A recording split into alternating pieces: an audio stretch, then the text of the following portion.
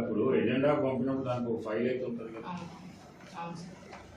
ఆ ఫైల్ తెప్పించి మీరు పంపిన అధికారులు సేమ్ సిచ్యువేషన్ మున్సిపల్ ఖచ్చితంగా. ఎందుకంటే స్టిల్ ఎన్నో రోజుల నుంచి ఎంతోమంది చెప్తున్నా కానీ దీన్ని ఆపుతలేదు.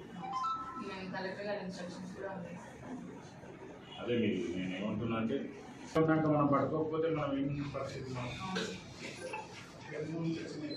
అట్లానే ఇంకోటి ఫైల్స్ అండ్ ఆల్ కూడా సెట్ చేసి కొంచెం చేస్తున్నాము.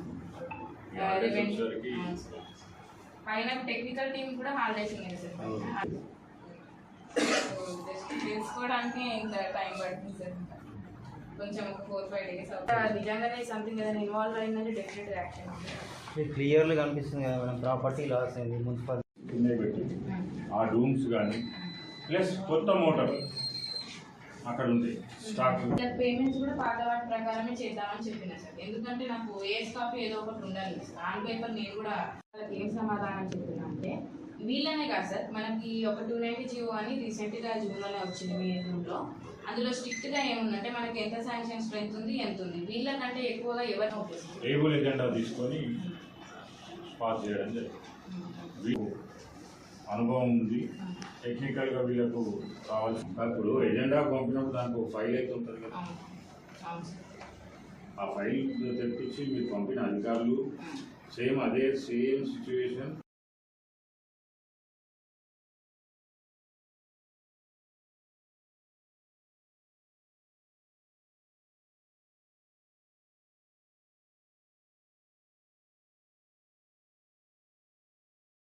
ట్యాంక్, ఎంబీఆర్ ఫిల్టర్ బెడ్, ఏవైతే 4 స్థలాలు కామారెడ్డి ప్రజలకు నీళ్లు అందించట్లో అందుబాటులో ఉంటాయో వాటి దగ్గర ఉన్నటువంటి లక్షల విలువ చేసే స్క్రాప్ వస్తువులు,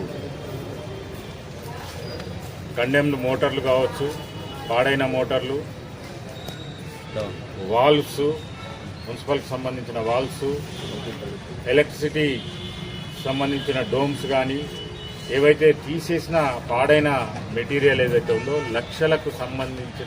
లక్షల రూపాయలకు సంబంధించిన ఈ వేస్టేజ్ను ఈ 4 స్థలాల నుంచి న్యూ ఫిల్టర్ బెడ్కు తరలించి అక్కడి నుండి లారీల్లో తీసుకుపోయి అమ్ముకోవడం జరిగింది. దీని విషయంలో గత 10 రోజుల క్రితం కొత్తగా వచ్చినట్టు కమిషనర్ గారికి ఈ విషయంలో పూర్తిగా ఎంక్వైరీ చేసి అట్టి మెటీరియల్ను రికవరీ చేసి బాధ్యులపై చర్యలు తీసుకోవాలని కోరడం జరిగింది.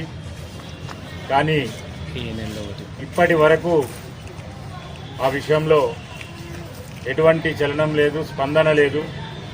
మరి రాజకీయ నాయకుల ఒత్తిళ్ల వలన దేనికో అర్థం కావడం లేదు.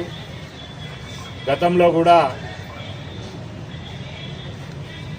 ఎన్నో రకాలుగా అవకతవకలు జరిగినప్పటికీ కనీసం అధికారులు స్పందించలేని పరిస్థితుల్లో మున్సిపల్ అధికారులు ఉన్నారు.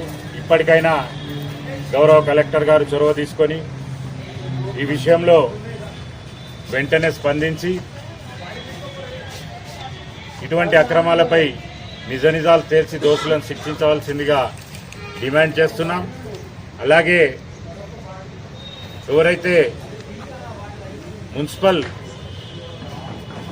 వాటర్ వర్క్స్ విభాగంలో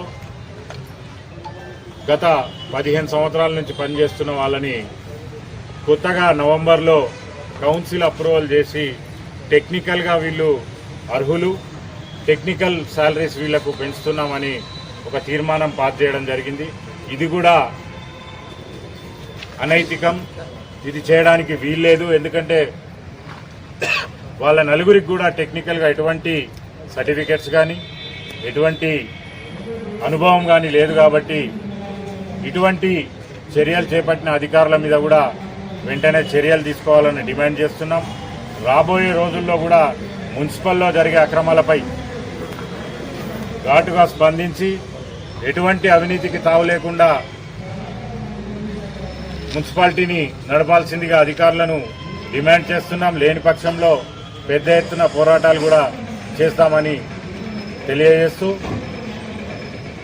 శానిటేషన్ విషయంలో కూడా